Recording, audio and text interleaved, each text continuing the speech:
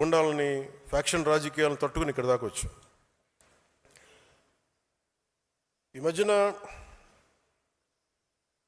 పక్క రాష్ట్రంలో అక్కడ ఒక పార్టీ పెట్టి విజయం సాధించి ముఖ్యమంత్రి అవ్వగానే మన ఆంధ్రప్రదేశ్లో చాలామంది మీరు కూడా అలా చేసి ఉండాల్సిందని చెప్పి నాకు తెగ మెసేజ్లు పంపిస్తూ ఉన్నారు. ఊళ్ళో పెళ్ళికి ఏదో హడావుడి ఉంటారు కదా,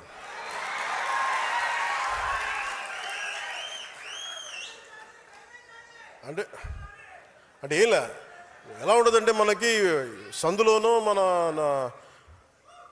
ఒక పెళ్లి జరుగుతూ ఉంటే మన ఊళ్ళో చిన్నపిల్లలు పరిగెడుతూ ఉంటారు అటు ఇటు, వాళ్ళ ఇంట్లో పెళ్ళి అనుకున్నాడు. అరే ఆంధ్రప్రదేశ్ పరిస్థితులు వేరు.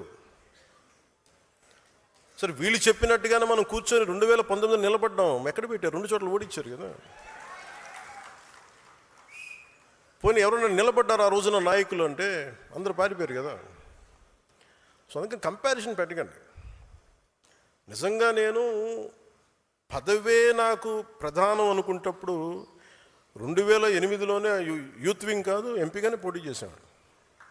2014లో నేను ఎన్డీఏతో అలయన్స్లో ఉన్నప్పుడు నేను మల్కాజ్గిరి నుంచి ఎంపీగా పోటీ చేయాల్సి ఉంది. బట్ నేను ఏమనుకున్నానంటే, ఎందుకు చెప్తున్నాను ఇదంటే, నేను ఒక పార్టీని నడపాలి, ఇది సమాజంలో మార్పు పట్టుకు రావాలంటే నాకు తెలియాలి కదా కష్టం. ఒక కమ్యూనిస్ట్ నాయకులను చూస్తే కింద క్షేత్రస్థాయిలోకి వెళ్ళారు, నలిగారు, దెబ్బలు తిన్నారు.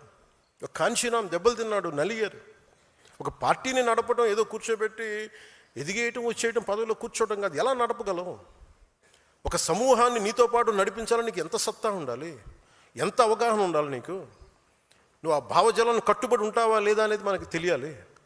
అందుకని ఇవన్నీ నిర్ణయించుకొని ఒక దశాబ్దం నేను నలుగుతానని నిర్ణయించుకున్నాను.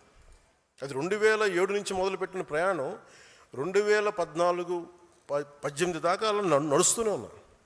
నలిగాను దశాబ్దం. ఆ తర్వాత 2019 చేశాను. ఎంత గెలుస్తానో తెలియదు, ఓడిపోతానో తెలియదు. బట్ అసలు ఐ వాంటెడ్ ఎక్స్పెరిమెంట్. చూద్దాం ఏం జరుగుద్దు. దెబ్బ తినకుండా ఏది రాదు. అదే 2024కి దాని గురించి మళ్ళీ వివరిస్తాను మీకు. అంటే ఇవన్నీ నేను ఒక పార్టీని నడపడానికి ఎంత బలం ఉండాలి, ఎంత భావజాలం ఉండాలి, ఎన్ని కఠినమైన పరిస్థితులను ఎదుర్కొంటే తప్ప నేను నడపలేని పార్టీని.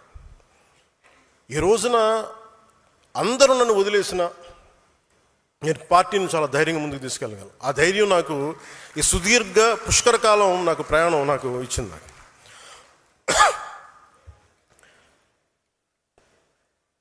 మీలో నుంచి నాకు బలమైన నాయకులు రావాలి. ఈరోజు 100 మందికి సభ్యత్వం నమోదు చేసే స్థాయికి ఎదిగారు.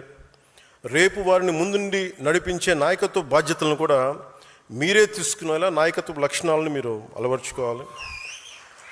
ట్రెడిషనల్ పాలిటిక్స్ వర్సెస్ జనసేన అనేది ఎలా ఉంటుంది? జనసేన పార్టీని మీరు దేశంలో ఏ ఇతర రాజకీయ పార్టీతో పోల్చలేరు.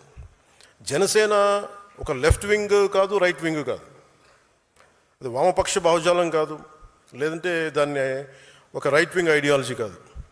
రెండింటిని ఉన్న మంచి ఆలోచనల్ని సమన్వయం చేస్తూ ఒక middle path committed ideology Janasena. నేను సిపిఎఫ్ అనే స్టార్ట్ చేసినప్పుడు ఒక భగత్ సింగ్ పెట్టుకున్నాను స్ఫూర్తిగా. చంద్రశేఖర్ ఆజాద్, సుభాష్ చంద్రబోస్, బాల్ గంగాధర్ తిలక్, ఝాన్సీ లక్ష్మీబాయి వంటి యోధులు స్ఫూర్తితో పాటు, పోరాట యోధుల స్ఫూర్తితో పాటు గాంధీజీ గారిను, ఒక నాని పాల్కీవాలా, లోక్నాయక్ జయప్రకాష్ నారాయణ్, అలాంటి సంఘ సంస్కర్తల ఆలోచనలు, నాయకుల ఆలోచనలు, స్వామి వివేకానంద, నారాయణ గురు లాంటి మహనీయులు వారి ఆలోచనలు, ఇలా అనేక అంశాలని సమన్వయం చేసి నిర్మించబడింది పార్టీ జనసేన. సో జాతి పోరాట స్ఫూర్తి, రాజ్యాంగ నిర్మాతల ఆశయాలు నిజం చేయడంతో పాటు భవిష్యత్ తరాల కోసం ఆలోచించే ఒక బలమైన భారత్ని నిర్మించడంలో మనం వంతు కృషి చేయడం, అది జనసేన లక్ష్యం. ఉదాహరణకి కర్ణాటకలో కాంగ్రెస్ ప్రభుత్వం ఉన్నా